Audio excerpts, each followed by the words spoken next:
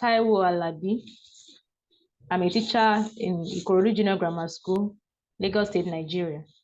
And it's a public school, to be precise. Okay, thank you. Thank you so much. How long have you been teaching?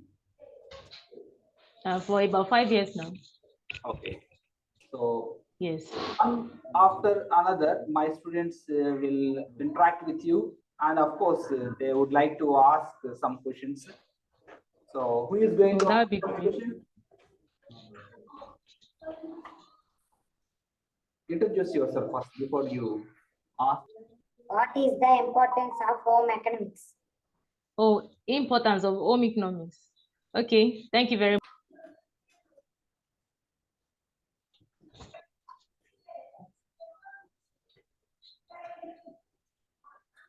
Yes. Yes, very good. The next slide. So, looking at the importance of home economics, it helps us to live a healthy life. If you look at the first picture, you see balanced diet. So, in home economics, we learn about balanced diet, those foods we can eat to nourish our body. And the second picture, you can see kids brushing their teeth. So, in home economics, we learn about personal hygiene, brushing of teeth, bathing, washing our clothes, and all. You can also see kids in the third picture. You can see them cleaning their kitchen, cleaning their table. So it helps us to take care of our homes and also spend our money wisely. In home economics, we learn about needs. We also learn about wants. So those needs are those things that are very essential for us to live and survive. Why the wants, although we like them, we desire them, but they are not really necessary for us to survive. So which means that we can actually do without them. So it helps us to place our priorities right. So we learn to focus more on our needs than our wants. So it helps us to spend our money wisely. Then also, home economics helps us to live peacefully with others. So if you, I don't know if you have done that, family crisis and conflicts. So under that topic in home economics, we learn about ways to manage crisis and conflicts in the family. So by this, we're able to live peacefully with our family members and even those outside our family. Then the last one I'll be mentioning is to improve our cooking skills. So home economics helps us to learn different ways to prepare different delicacies. Under food preparation, we learn about snacks preparation and other foods. So even with this knowledge, you can able to develop great cooking skills that can help us to enhance our career in the cooking field. Just like the last picture I'll be showing you here. This is a popular Nigerian chef. Her name is Idabasi. She just gained the recognition with the Guinness Book of Records, World Guinness Book of Records of recent because she completed a 100 hours marathon cooking. So she would have learned home economics in school. Probably she picked up a career from there. So as students of home economics, we are able to learn great cooking skills and can also start a career from there. So that's that about that on importance of home economics. Okay. So do we have any question again? Yeah, one girl is coming now. Hi, ma'am. My name is... Loudly, speak loudly. Hi, ma'am. My name is Krishna. I am studying in 9th grade. Okay, good morning. So may I hear your questions? Your question is, what are the topics in economics? Topics in home economics. So we have a lot of topics in home economics, a lot, but I'll be mentioning a few this morning. Hope you can hear me clearly. So I'm mentioning a few. So we have family crisis and conflicts. We have food preparation and hygiene, personal hygiene, puberty, kitchen and kitchen equipment, flower arrangement, sexually transmitted infections, edge finishes, food purchasing, processing, and preservation, and other topics. So we have a lot of topics in home economics.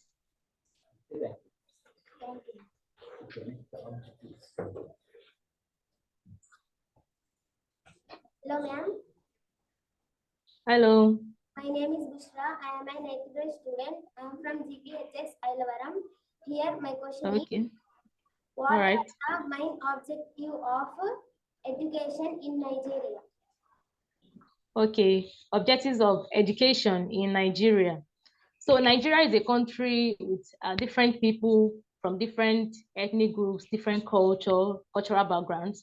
So as a result, education in Nigeria promotes national consciousness and unity in learners and in individuals studying under the Nigerian education system. So we learn to live peacefully with all these tribes, with all these different people from diverse ethnic groups in Nigeria. So another thing is that education in Nigeria helps to improve the acquisition of knowledge and skills, especially the basic literacy skills, the reading, the writing, and the speaking. Then I'll also be mentioning that education in Nigeria helps to develop the right type of values and attitudes in individuals. So we learn to behave well when we are with people, when we are relating with people, we learn to accommodate them, we learn to live right, we learn to live in a just way. So basically, these are the objectives of education in Nigeria. Have I answered your question? Thank you. All right. Hello, ma'am. Hello. This is Lakshman, a 9th grader at Z.P.H.S Ilavaram. Can I ask one question? Okay.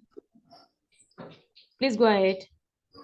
What kind of outcomes do you expect from the students after learning home economics? Okay. So when students learn home economics, we expect to see some changes in them. We expect to see some attitudes, some skills, some values that have been inculcated in them. So I'll mention a few. So when students learn home economics, they can take up careers in home economics. Looking at those pictures displayed over there, the first picture shows a teacher teaching students in the classroom. So she's teaching home economics. So that means you can take up teaching career in home economics at any level of education, whether in the primary or the secondary or even the tertiary institution. You can teach home economics or related courses like food and nutrition. Then the second picture shows a man carrying bread from some pastors. So you can see him baking bread. He's a chef. He's a caterer too. So you can take up catering as a career in home economics.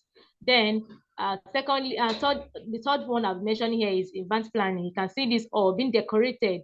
So somebody that has the knowledge of home economics is expected to be able to do this, beautify a particular place, decorate it, plan meals for an event, probably a wedding ceremony or a birthday party. So, and another one is that you can also develop career in fashion design. You can see this lady, she's seeing a cloth.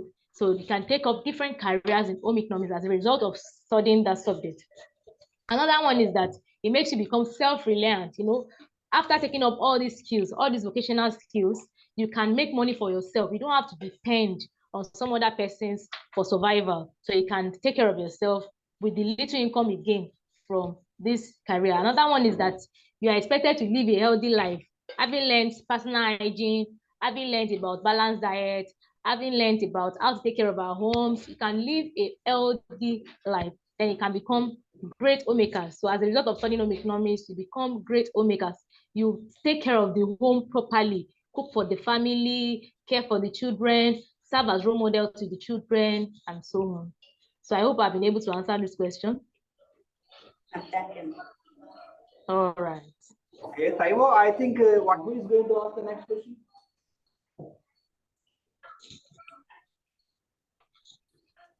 Hello, ma'am. All right. Hello. This is Nandini. Good morning, ma'am. Good morning. This is Nandini. I'm 9th grader from Z.P.H.S Ilavaram. Here my question is, what are the objectives of home economics to individuals? Okay.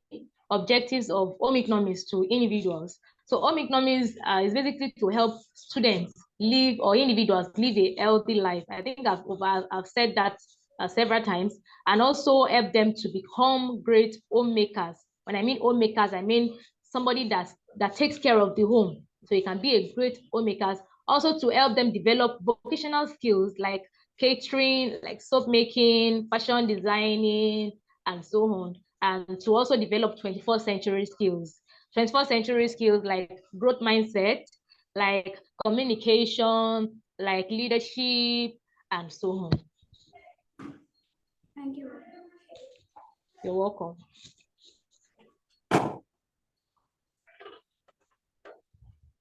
Hello, ma'am. I am Roshni and 9th grade from Z.P.H.S Ilavaram. Here my question is. Good morning. Good morning, ma'am.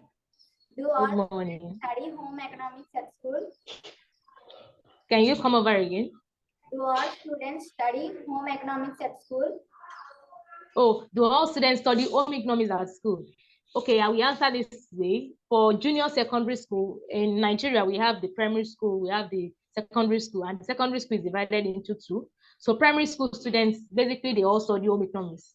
Then for the junior secondary, they all study home economics. While for the senior secondary schools, it is not a compulsory subject for them to take. And we don't even call it home economics in senior secondary school. We call it food and nutrition. So not all students study food and nutrition, just some that feel they want to study it or based on their choice or area of specialization.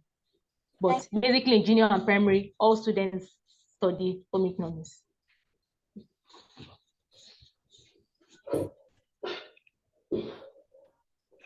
Hi ma'am, my name is Sanjana. I am studying 9th grade in Z.P.H.S Ilavaram. Can I ask one question? Okay. What subjects do your students learn at school? So we have different subjects that students learn in Nigerian schools.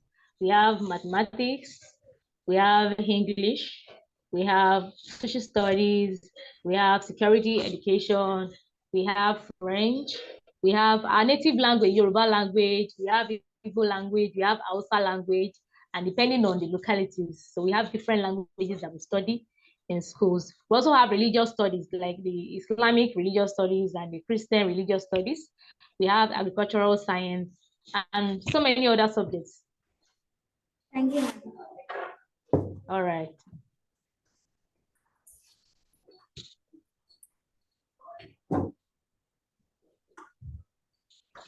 Hello, ma'am.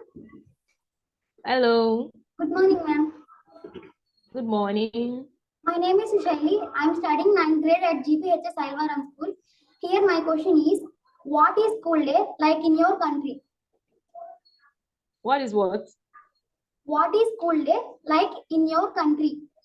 Okay, a school day in my country. Okay.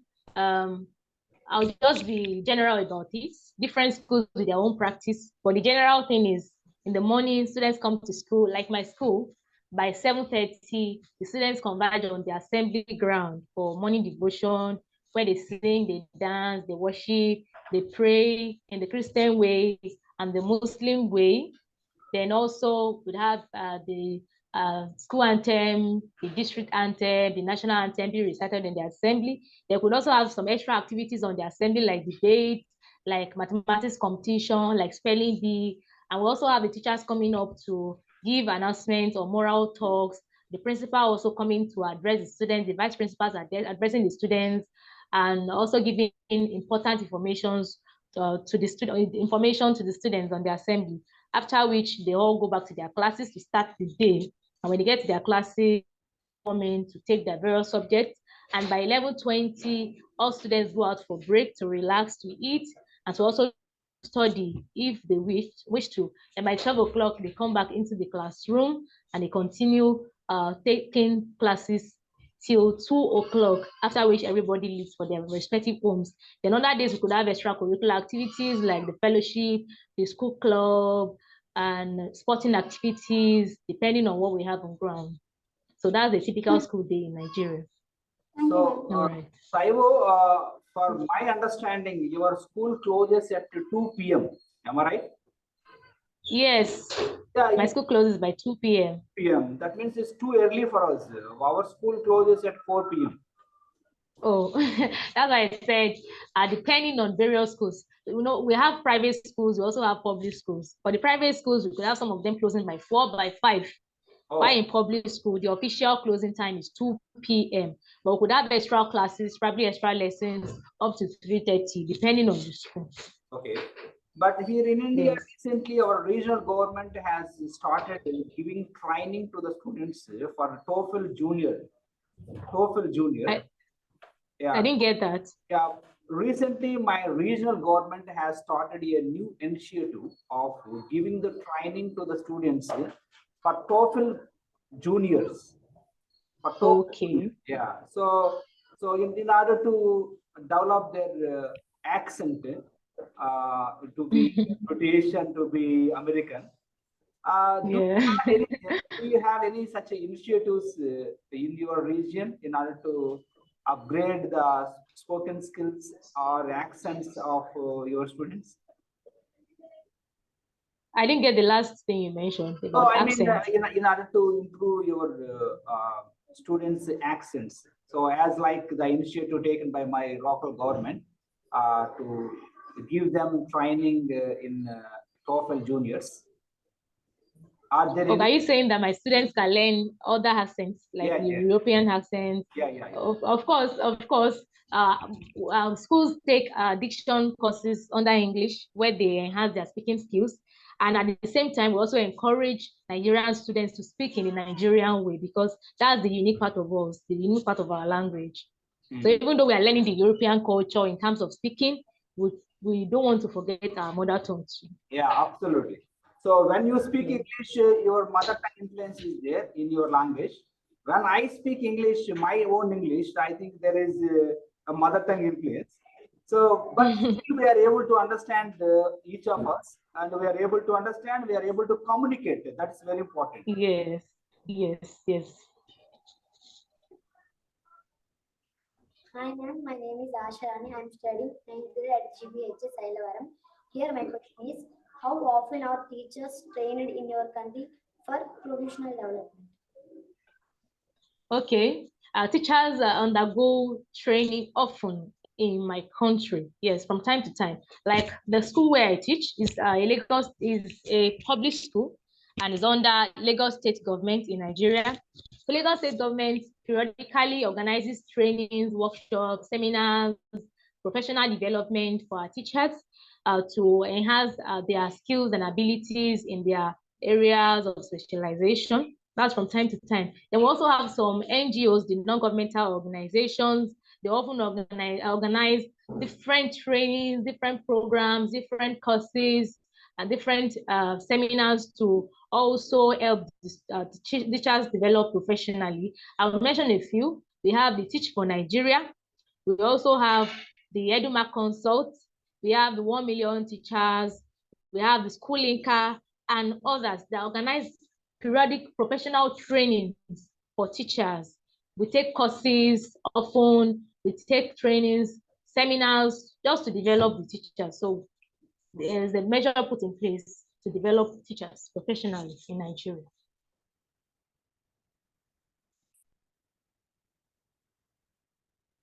For monthly basis or yearly basis or weekly basis, how often do you have the training sessions? In my region, I think we hardly have the sessions or training sessions once in a year. We hardly even, once in a year, and sometimes not even 2 years span. How about there? Like the 1 Million Teachers, they already have a website where there are courses for teachers to take, so you can take them on a daily basis. While we have Teach for Nigeria, they organize monthly trainings for their teachers, both existing teachers and teachers that are just coming in.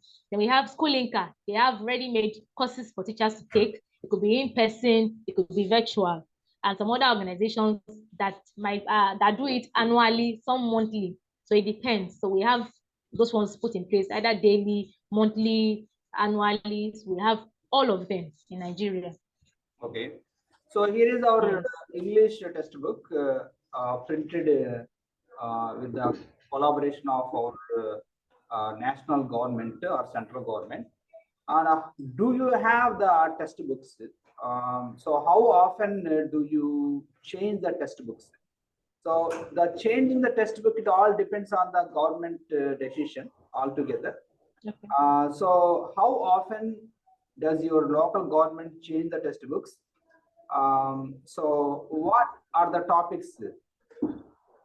What are the topics that usually be included in that particular textbook if they want to change?